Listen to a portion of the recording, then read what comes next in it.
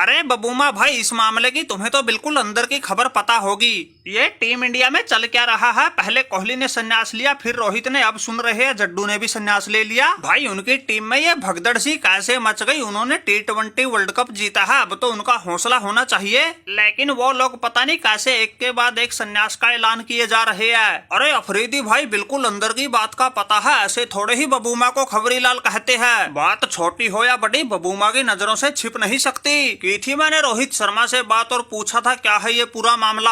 हारते तो अलग बात थी, लेकिन जीतने के बाद ये भगदड़ कैसी? उन्होंने बताया भाई वैसे तो वो और T20 खेलना चाहते थे, लेकिन एक तो कोहली ने संन्यास ले लिया, ऊपर से एक वो उनका नया कोच बनने वाला है, क्या नाम है उसका, गौतम गंभीर, जो बात बात पे कहता है T20 के लिए तो मुझे युवा ब्रिगेड चाहिए। इसलिए भाई रोहित ने सोचा राड से बाढ़ अच्छी, और उन्होंने संन्यास का ऐलान कर दिया। अगर वहाँ ऐसे ही छोटी मोटी बातों पर टकराव होता रहेगा तो भाई ऐसे खेलने का फिर क्या फायदा? उससे अच्छा तो संन्यास ही ले लें। मौका भी बड़ा सुनहरा है। वैसे रोहित भाई के साथ हमारा रिश्ता भी बड़ा गहरा है, बबूमा से वो कोई बात नहीं छिपाते।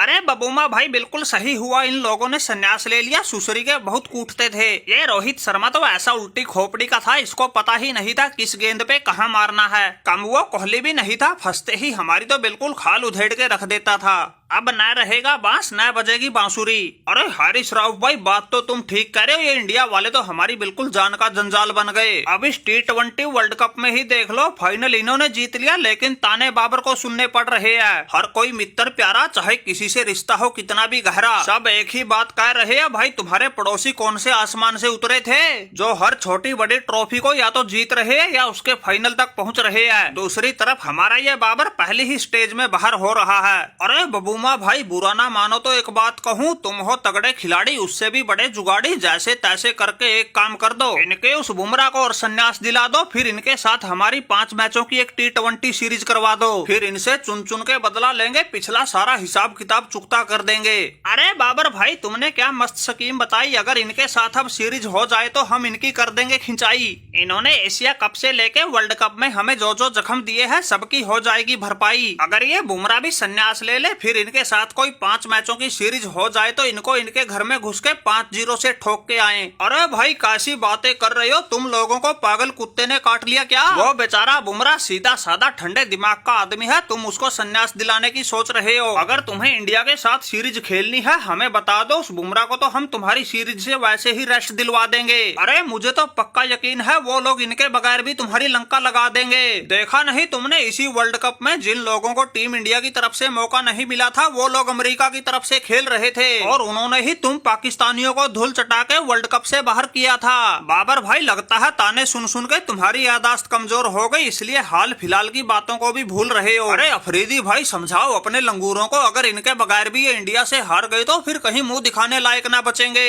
अरे बात सुनो भाई बबूमा, खबरीलाल माना कि हमारे लिए ये वर्ल्ड कप अच्छा नहीं रहा, लेकिन तुम्हारा ठीक नहीं हमारी टीम पर ऐसे उठाना सवाल। अरे अफरीदी भाई, तुम तो इनसे भी ज्यादा लाल पीले हुए पड़े हो, लेकिन ऐसे तिल मिलाने से काम नहीं चलेगा, क्योंकि ये खतरों का खिलाड़ी बबूमा है, सच का साथी, जो सच होता है वो कहता है ठोक के छाती। माना कि T20 वर्ल्ड कप तुम्हारे लिए अच्छा नहीं रहा, लेकिन तुम्हारे लिए अच्छा क्या रहा है वो तो बता दो। एशिया कप में तुमने नाक रगड़ी, फिर वनडे वर्ल्ड कप में तुम्हारी बैंड बजी, वर्ल्ड टेस्ट चैंपियनशिप के तो तुम आसपास ही नहीं थे। अब ये हाल फिलहाल में T20 वर्ल्ड कप था जिसमें तुम्हारी हालत तो पूरी दुनिया ने देखी। दूसरों के भरोसे सुपर 8 में पहुंचने का बहम पाले बैठे थे, और बबूमा को कहते हो हमारी टीम पे सवाल ना उठाओ। और क्या तुम्हारी टीम को हार पहनाऊं? सच बात बोल दी तो इनको मिर्ची लग गई। देखो भाई शाहिद अफरीदी, तुम तो सीनियर खिलाड़ी थे, इसलिए हमको तुमसे तो ऐसी उम्मीद बिल्कुल भी नहीं थी। तुम तो भाई वही काम कर रहे हो जो बिल्ली को देख के कबूतर करता है, ऐसे आंख मीचने से खतरा थोड़े ही टलता है। हमने तुम्हारी कमियां बताई, तुम्हें उनको सुधारना चाहिए था, लेकिन तुम तो उल्टा बबूमा पर ही आग बबूला हो गए। इसीलिए तो तुम पाकिस्तान वाले हर छोटी बड़ी टीम से मुंह की खा रहे हो। दूसरी तरफ देखो, वो हमारा चेला रोहित शर्मा बबूमा से गुरु ज्ञान लेके कैसे सभी छोटे बड़ों को पेल रहा है। सामने ऑस्ट्रेलिया आई या इंग्लैंड, सभी का बजाया उसने बैंड, और फिर फाइनल में तो अपनी कप्तानी फैसलों के दम पे हमारी दक्षिण अफ्रीका के जबड़े से भी जीत छीन लाया।